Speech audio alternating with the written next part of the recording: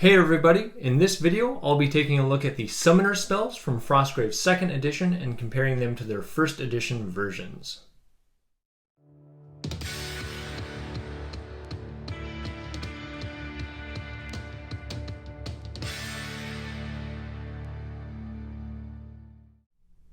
Hey everybody, I'm Alan with Bricks and Blocks Gaming, the channel that plays tabletop games using toy bricks and blocks and discusses the rules and strategies that build the foundation for those games.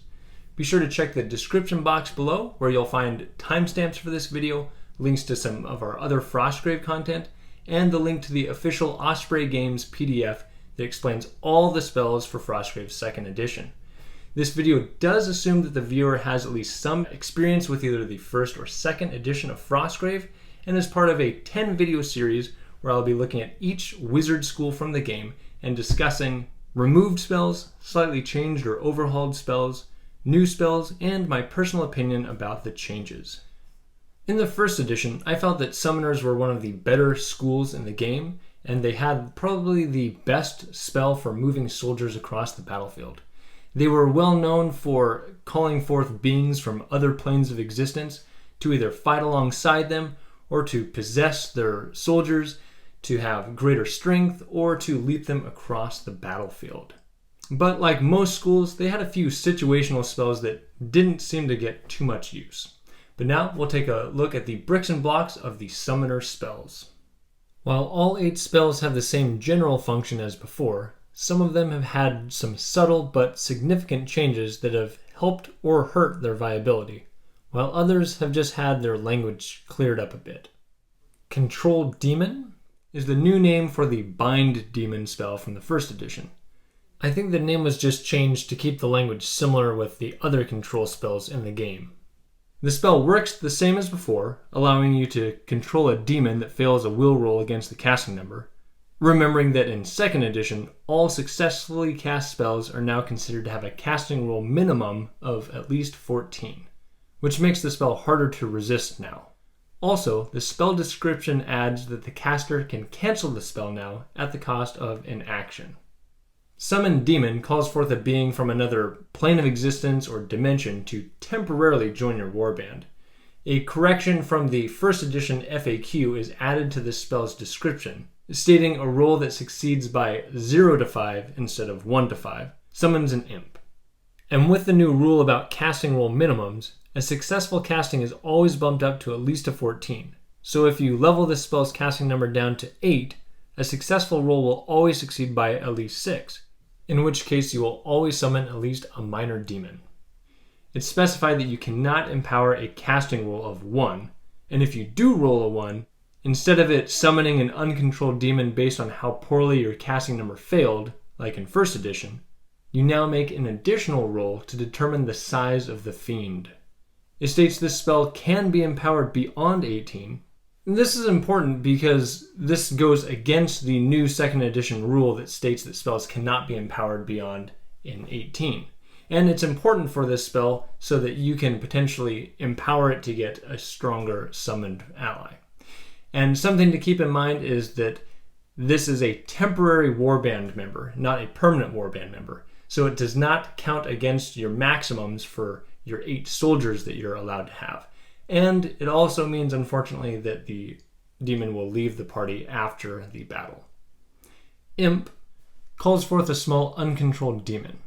The spell works the same as before, except for the 2nd edition reduction to line of sight spells to a maximum of 24 inches, which does affect your ability to summon an imp clear across the battlefield to block an opposing soldier from escaping the battlefield with a treasure.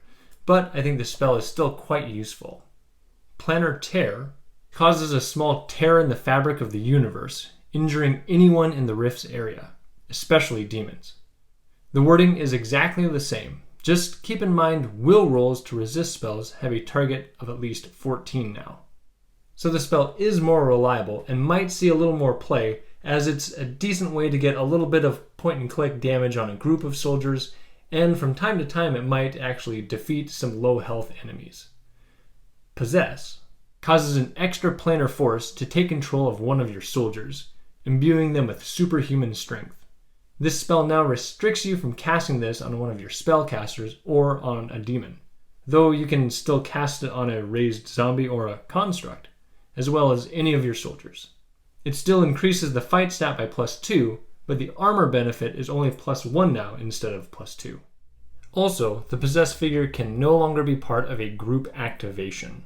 This spell still gives more combined stat increases than any other spell in the game, but just keep in mind that your possessed soldier is still affected by any spells that affect demons, like the previously mentioned Control Demon. Plague of Insects was a spell I already found to be quite powerful, and has gained some significant improvements. The spell summons a swarm of stinging and biting bugs to pester a target. The casting number has been reduced from 12 to 10. The spell still greatly affects the target's fight and shoot stats, however, it can no longer reduce those stats below +0. But now it also causes a -2 to all casting rolls. In first edition, no initial roll to resist the spell was allowed until the target started its activation. Now, they aren't allowed that will roll until after they activate. That means you could cast this on a high-level wizard to drop their fight stat to +0, pummel them with arrows, then they still have difficulty casting spells before they ever get a chance to roll to resist the spell. Also, large creatures, undead, and constructs are now immune to the spell's effects. Normally, any figure that is in combat with the target also suffers the stat penalties from the Plague of Insects.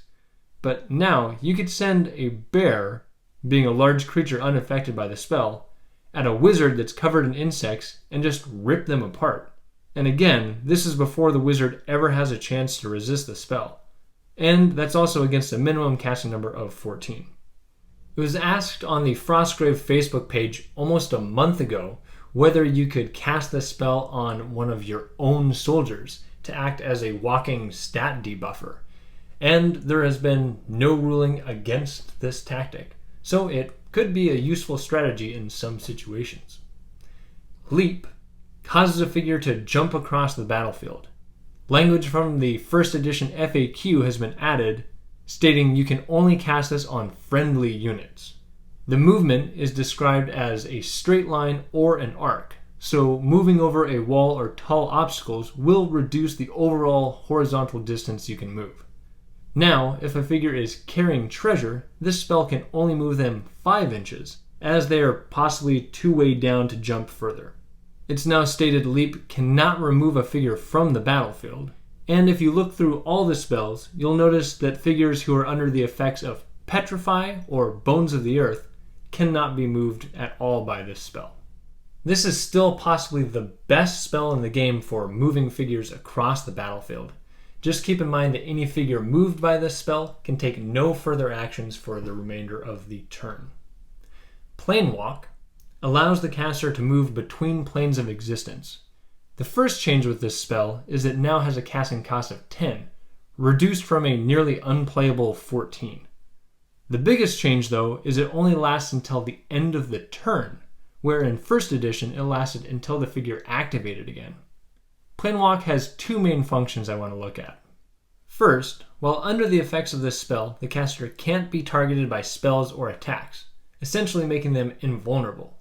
However, with the shortened duration, if, for example, your apprentice casts the spell for this purpose, they'll be protected for the rest of the apprentice phase, the soldier phase, and the creature phase, whereas before, they would also be protected on the following turn's wizard phase, and possibly the part of the apprentice phase if you lose the initiative that turn. Perhaps the change was made to prevent you from casting the spell every turn. However, the spell already had some limitations that prevented this. The second function of Plane Walk allows them to pass through terrain with their single movement action, so they can more quickly navigate a densely packed battlefield or escape to the other side of a wall. However, with this being in the same school as Leap, unless you're playing with a lot of roofed buildings you're trying to move in and out of, or extremely high walls, Leap will always be better. Its casting number is lower, and you can move your standard 6 inches, then cast Leap for a total of 16 inches. Not only will that get your spellcaster or any member of your warband past most barriers, it'll serve as a better protection spell as it will be able to move your vulnerable figures well out of range of your enemy troops. I think even with the reduced casting number, this spell didn't need the reduction to its strength, and I think that mechanically it would fit in a better school that didn't already have a great movement spell like Leap. There were a few surprises for me with the Summoner spell changes. I wouldn't have guessed that Plague of Insects would have been improved at all, as it was a solid spell before, and I had completely expected Leap to have its casting number increased to 10 or 12, even with it being less effective now at moving treasure-carrying figures around the board. It still seems undercosted for its power level. The slight weakening to Possess, I think, was needed. It's interesting how Summon Demon has potentially improved with the new casting roll minimum rule, and I'm fine with Control Demon, Planar Tear, and Imp all remaining basically the same. But I think Planewalk still finds little use in this plane of existence. And those are the 2nd edition Summoner spells. If I missed something or got something wrong, let me and the community know in the details below, as my plan with these videos is to create an accurate resource for players. I want to thank you for watching. If you enjoyed this video, feel free to click like, add a comment, or subscribe so you can keep up with all the content we're releasing. And with that, I'm Alan with Bricks and Blocks Gaming, and I'll see you on the next video.